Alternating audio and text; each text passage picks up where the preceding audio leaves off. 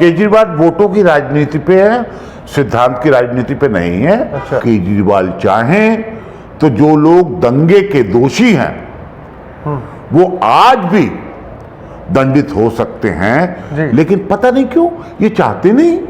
नमस्कार, आदाब दोस्तों, हिंद वॉइस में आपका स्वागत है। मैं हूं इकराम, हमारे साथ हैं सीनियर जर्नलिस्ट हबीब अख्तर। आप अक्सर इन्हें हमारे चैनल पर देखते हैं, अपना प्रोग्राम लेके आते हैं और देश के अनेक मुद्दों पर आपके सामने कोई रिपोर्ट पेश करते हैं। आप लोग बड़ा पसंद करते हैं, उसका शुक्रिया।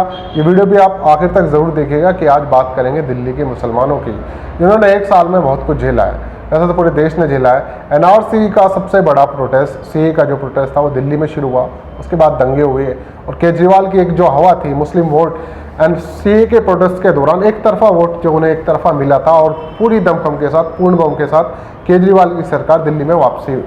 दिल्ली में दोबारा सरकार बनाई थी, ये तीसरी बार कहें आप, तीसरी बार बनाई थी।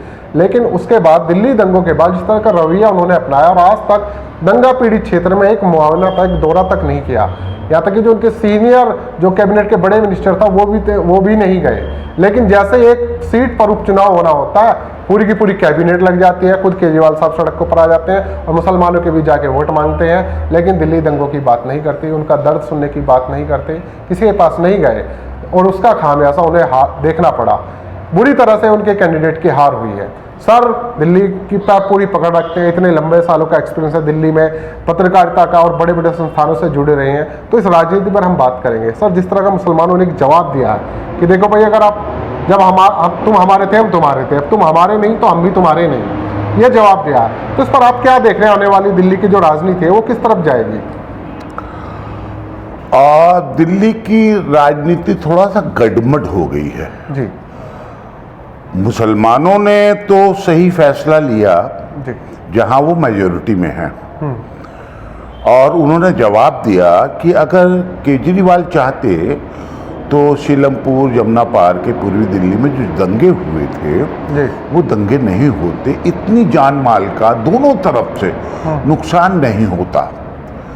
लेकिन उसको उन्होंने नहीं संभाला और इसकी नाराजगी सिर्फ दिल्ली के ही मुसलमानों में नहीं, पूरे हिंदुस्तान के मुसलमानों में पहुंच गई नाराजगी। और नाराजगी का असर देर तक जगह जगह दिखाई देगा और दिल्ली चौहान बांगर का नगर निगम का चुनाव इसका बहुत साफ एग्जाम्पल है। आप देखिए ना, 10,000 वोटों से ज्यादा अंतर से हारा है जी। आम आदमी पार्टी का उम्मीदवार और वो भी मुस्लिम उम्मीदवार, जी। हाजी उम्मीदवार, हाँ। एक्स एमएलए उम्मीदवार, जी। पैसे वाला उम्मीदवार और ऐसा उम्मीदवार जिसके पीछे आम आदमी पार्टी की पूरी ताकत वहां लगा दी गई, बावजूद उसके वहां पर मुंह की खानी पड़ी और छोटा सा लड़का इतने मार्जिन से जीत गया।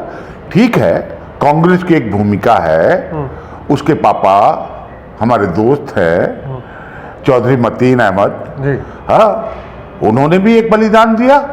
बलिदान ये दिया अपनी इज्जत को रखने के लिए कि मैं नहीं लड़ूंगा, मैं बेटे को लड़ाता हूं और बेटे को जीत कर दिखाता हूं, एक्स एमएलए के सामने, हाजी के सामने और पूरी आम आदमी पार्टी के सामने जीत गए। लेकिन एक बड़ी बात है ये कि शाहीन बाग आंदोलन के कारण हिंदू और मुसलमान, सीएए समर्थक और एनआरसी समर्थक जी। जो वोट था बीजेपी को वाइप आउट करने के लिए, बीजेपी को हराने के लिए, वो पिछली विधानसभा के अंदर केजरीवाल और आम आदमी पार्टी के साथ आ गया था। ये जिम्मेदारी थी सरकार की, केजरीवाल की, आम आदमी पार्टी की नैतिक जिम्मेदारी थी कि जिन लोगों ने आपको जिताया, आपको सत्ता में दोबारा बिठाया, आप उनकी कद्र करते और उनके वाजिब जो हक थे। मैं ये नहीं कह रहा कि सिर्फ मुसलमानों को नुकसान हुआ इनकी राजनीति की वजह से, हिंदू मुसलमान दोनों वहां बर्बाद हुए, बहुत बुरा हाल हुआ, इतने लोग मारे गए।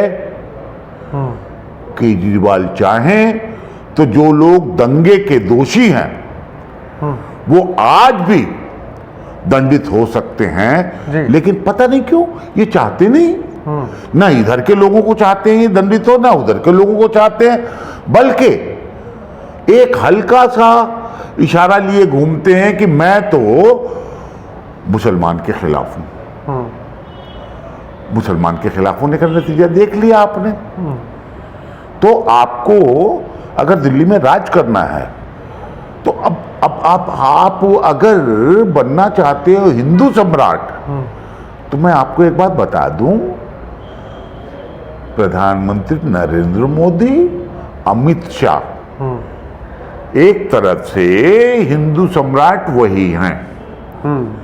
आप उनके वोट में सेंध लगाकर उनकी मर्जी से तो हो सकता है आप जीत जाए, लेकिन आप उनके सामने हमेशा बौने रहेंगे। वक्ती तौर पे छुटपुट ढंग से इधर उधर कुछ सीटें आ जाएंगी, लेकिन राज करने लायक आप कभी नहीं बन पाएंगे देश के पैमाने पे जी।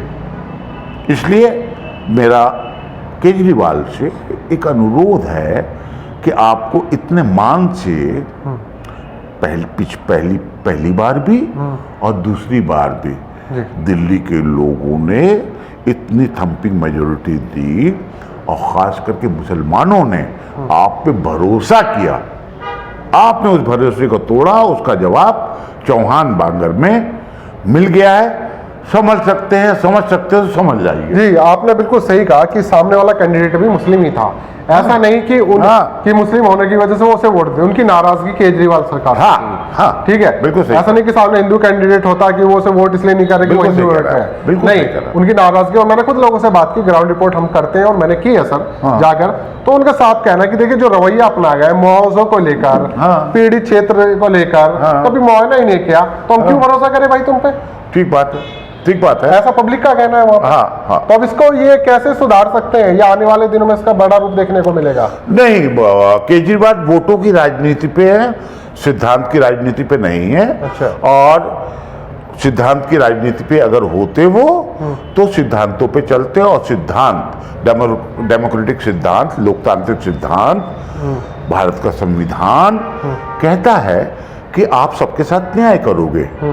ठीक है, न्याय, सबके साथ न्याय की बात मोदी जी भी करते हैं, लेकिन आप उन्हीं के पद चिन्हों पर चलकर, वो बहुत बड़ा जूता है, आपका पांव छोटा है, इसलिए जूता कहां पड़ेगा, किस काम आएगा, आप देख लीजिए। और मैं एक बात बताना चाहता हूं आपको जी कि नगर निगम सत्ता नहीं है, असली सत्ता दिल्ली विधानसभा है। और दिल्ली विधानसभा में आप सत्ता में हैं, नगर निगम में सत्ता में आ जाए बायदी भी बीजेपी के भ्रष्टाचार की वजह से। लेकिन मेरा एक सवाल है कि एक बात बताइए, जितने भ्रष्टाचार के आरोप आप और आपकी पार्टी लगा रही है बीजेपी के ऊपर, भ्रष्टाचार के जो काम हो रहे हैं, लेंटर पड़ रहे हैं उसके रेट तय हैं, दुकान के छज्जे निकल रहे हैं वो उसके रेट तय हैं, मंजिलों के रेट तय हैं, बाकी तमाम चीज़ों के अंदर रेट तय है, लाइसेंस देने में रेट तय है, एप्लीकेशन को आगे से पीछे, पीछे से आगे करने के रेट तय हैं, बिना सिफारिश, बिना पैसे के कोई काम नहीं हो रहा है। आप तो अपोजिशन है नगर निगम के अंदर, यानी आम आदमी पार्टी। आम आदमी पार्टी मुख्य अपोजिशन है तीनों नगर निगम के अंदर। तो तीनों नगर निगम के अंदर आपकी विपक्ष के तौर पे क्या भूमिका है? अगर जब तक आप इसे ठीक नहीं करेंगे, इसे आया नहीं करेंगे, सबके सामने नहीं करेंगे कि वाकई में भ्रष्टाचार आप रोकना चाह रहे हैं। आपने भ्रष्टाचार मिटाने की सब तरफ बात की थी, खूब जोर से बात की थी, और सब लोग, हम मुझ जैसे दिल्ली के तमाम लोग और लोग, आम जनता आपके साथ हो गई। आपको जिताया, तो भैया भ्रष्टाचार दूर करो ना, प्रशासन को सही साफ सुथरा करो, तब होगा ना। और ये जो कि बीजेपी नहीं तो मैं नहीं तो बीजेपी, ये ज्यादा दिन चलेगा नहीं। क्योंकि सुन लीजिए, राम मंदिर हो या चांदनी चौक का हनुमान मंदिर हो, ये आस्था का केंद्र अवश्य है और पूरे समुदायों में, सभी समुदायों में इसके प्रति सम्मान है। आप ये ना सोचिए सम्मान नहीं है, सबको सम्मान है, लेकिन लोगों को रोजगार चाहिए, रोटी चाहिए, नौकरी चाहिए, साफ सफाई चाहिए और एक शांति का माहौल चाहिए जी। शांति का माहौल नहीं मिल रहा है, लोग विचलित है, रातों की नींद लोगों की गायब है, बेवजह की जिन समस्याओं से हमारा आम जनता का कोई लेना देना नहीं है, वो समस्याएं आपने खड़ी कर दी जैसे कि वो हमारी समस्या हो। किसान आंदोलन में क्या कर रहे हैं आप? दोहरी राजनीति कर रहे हैं आप। क्यों कर रहे हैं आप दोहरी राजनीति? आप जिस तरह से पहले आंदोलन करते थे, आम आदमी पार्टी जिस तरह से आंदोलन करती थी और जिस तरह डिसाइसिव काम करती थी,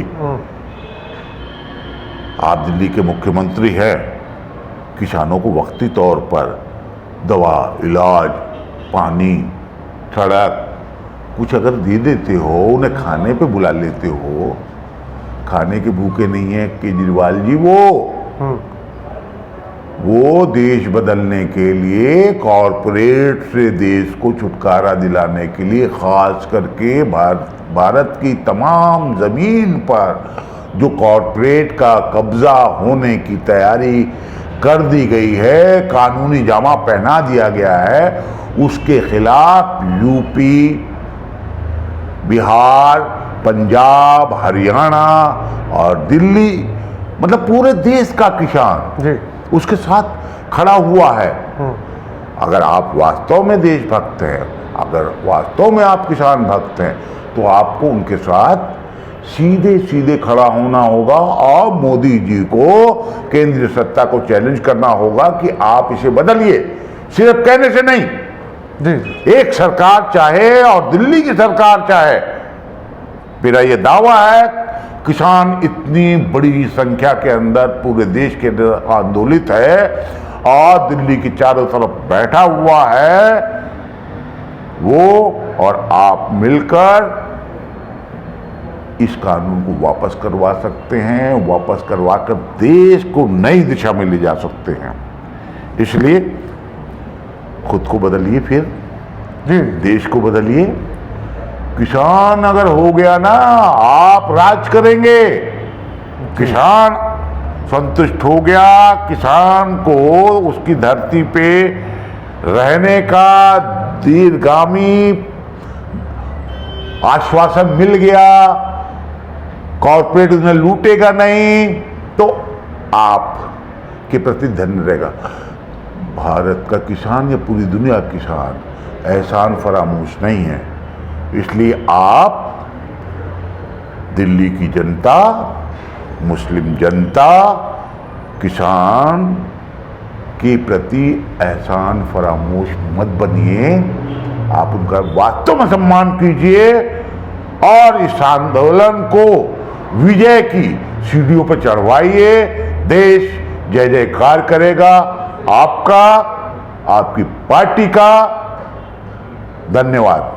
बहुत शुक्रिया सर। अभी सर आपने ये सारी चीज़ें बताई कि क्यों अब तुम्हारी ज़मीन खिसकने लगी है, क्योंकि तुम अपनी उस राजनीति से जो करते आए थे, जो प्रदर्शन करते आए, उससे पीछे हट रहे हो ना। किसानों के साथ हो ना मुसलमानों के साथ हो, तो ये चीज़ें कर रहे हो, इसे बदलिए, बदलने की ज़रूरत है। मिलते हैं किसी और एपिसोड में।